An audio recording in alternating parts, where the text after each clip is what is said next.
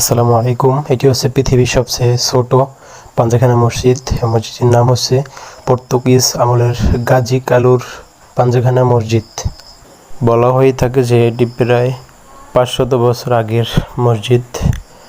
মসজিদটির চারদিকে বটগাছ, এই যে উপরে চারপাশে বটগাছ। মাশাআল্লাহ, আল্লাহর সৃষ্টি সত্যি অনেক সুন্দর। আর মসজিদের ভিতরে সর্বোচ্চ 1 থেকে 3 জন বা 5 জন নামাজ পড়তে পারবে। সত্যি অনেক সুন্দর মসজিদটি। এটি হচ্ছে মসজিদের ডান পাশের দিক। ওই যে একটা জানালা আছে মসজিদের ছোট। আমরা এখন একটু মসজিদের ভিতরে প্রবেশ করে আপনাদেরকে দেখানোর চেষ্টা করবো ইনশাআল্লাহ।